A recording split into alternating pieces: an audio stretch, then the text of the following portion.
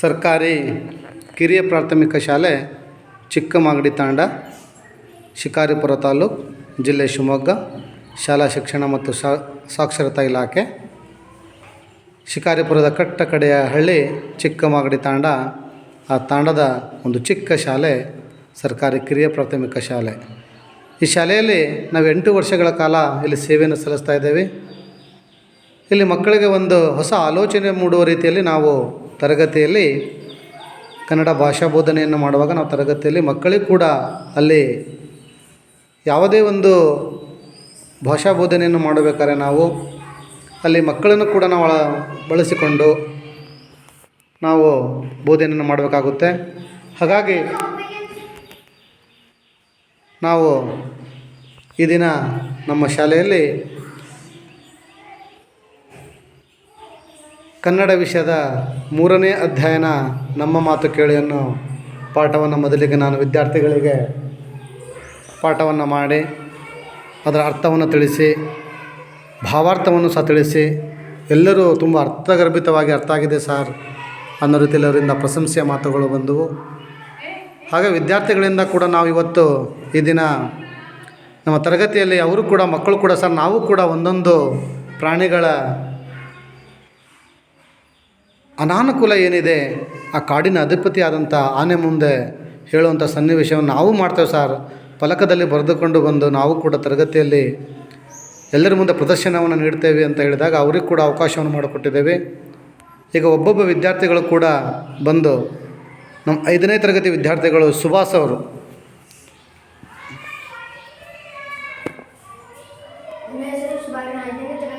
ಸರ್ಕಾರಿ ಕಿರಿಯ ಪ್ರಾಥಮಿಕ ಶಾಲೆ ಚಿಕ್ಕಮಾಗಡಿ ತಾಂಡ. ನನಗೆ ಸಿಕ್ಕಿರುವ ವಿಷಯ ಹೆಚ್ಚು. ನಮ್ಮನ್ನು ಹೆಚ್ಚು ಹೆಚ್ಚು ರುಚಿಸಿಕೊಳ್ಳುತ್ತೀರಿ, ಕಡಿಮೆ ಆಹಾರ ನೀಡುತ್ತೀರಿ. ನಮ್ಮ ಸೇವೆ ಬೇಕು, ನಾ ಮಾತ್ರ ಬೇಡ ಅಲ್ಲವೇ? ನಮ್ಮ ಸೇವೆಯನ್ನು ಮರೆಯದಿರಿ, ದಯೆಯಲ್ಲಿ ಸಕಲ ಪ್ರಾಣಿಗಳಲ್ಲಿ. 2ನೇ ಒಂದು ಪ್ರಾಣಿ ಜಿಂಕೆ.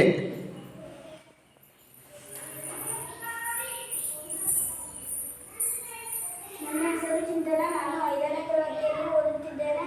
ನನ್ನ ಶಾಲೆ ಹೆಸರು ಸರ್ಕಾರಿ ಕಿರಿಯ ಪ್ರಾಥಮಿಕ ಶಾಲೆ ಚಿಕ್ಕಮಾಗಡಿ ತಾಂಡ. ನನಗೆ ಸಿಕ್ಕಿರುವ ವಿಷಯ ಜಿಂಕೆ.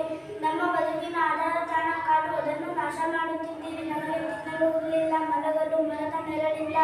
ಕಾಡು ನಮಗೂ ಬೇಕು, ನಿಮಗೂ ಬೇಕು. ನಮ್ಮನ್ನು ಉಳಿಸಿದರೆ ನೀವು ಉಳಿಯಿರಿ. ತುಂಬ ಸ್ಪಷ್ಟವಾಗಿ ಈ ಜಿಂಕೆಯ ಅಳಲನ್ನು ನಮ್ಮೆಲ್ಲರ ಮುಂದೆ ವ್ಯಕ್ತಪಡಿಸಿದ ಚಿಂತನೆಗೆ ಅಭಿನಂದನೆಗಳು. ಈ 3ನೇ ಪ್ರಾಣಿ ಆಮೆ.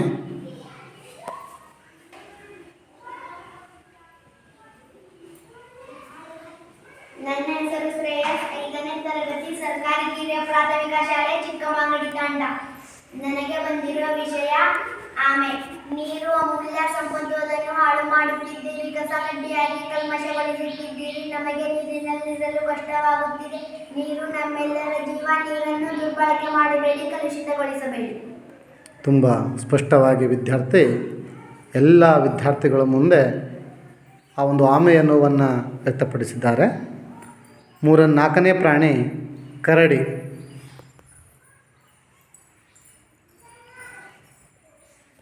ನನ್ನ ಹೆಸರು ಖುಷಿ. ನಾನು 5ನೇ ತರಗತಿ ಓದುತ್ತಿದ್ದೇನೆ.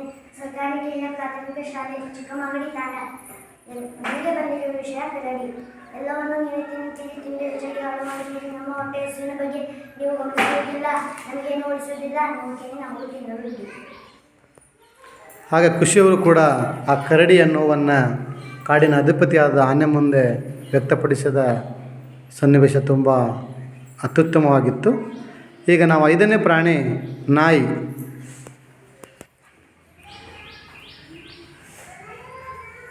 ನನ್ನ ಹೆಸರು ಗೌತಮಿ. ನಾನು 5ನೇ ತರಗತಿಯಲ್ಲಿ ಓದುತ್ತಿದ್ದೇನೆ. ನನ್ನ ಶಾಲೆ ಹೆಸರು ಸರ್ಕಾರಿ ಕಿರಿಯ ಪ್ರಾಥಮಿಕ ಶಾಲೆ ಚಿಕ್ಕಮಾಗಡಿ ತಾಂಡ. ನನಗೆ ಬಂದಿರುವ ವಿಷಯ ನಾಯಿ. ನಾವು ನಡೆದಾಡಬೇಕು, ಓಡಾಡಬೇಕು. ನೀವು ದಾರಿ ಬಿಡಿ. ಹಾದಿ ಬೀದಿಗಳಲ್ಲಿ ನೀವು ಮತ್ತು ನಿಮ್ಮ ವಾಹನಗಳೇ ತುಂಬಿವೆ. ಮೈ ಮೇಲೆ ಎಚ್ಚರವಿಲ್ಲದಂತೆ ಸಾಗುತ್ತೀರಿ. ಇತರರಿಗೂ ತೊಂದರೆ ಕೊಡುತ್ತೀರಿ.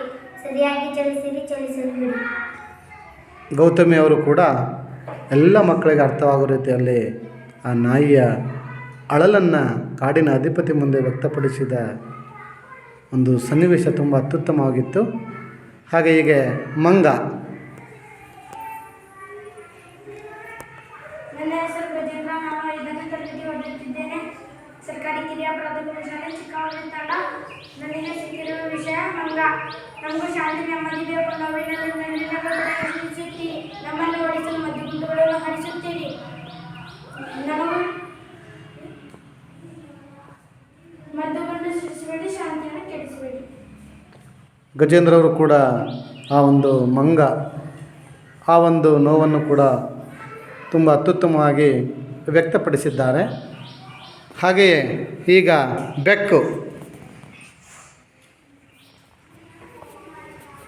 ನನ್ನ ಹೆಸರು ವೀಣಾ. ನಾನು 5ನೇ ತರಗತಿಯಲ್ಲಿ ಓದುತ್ತೇನೆ.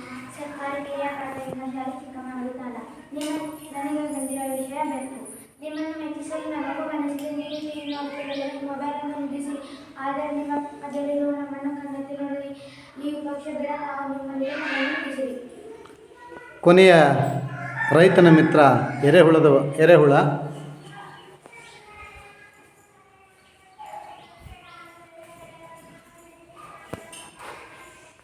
ನನ್ನ ಹೆಸರು ವೇದ. ನಾನು 5ನೇ ತರಗತಿ ಓದುತ್ತಿದ್ದೇನೆ.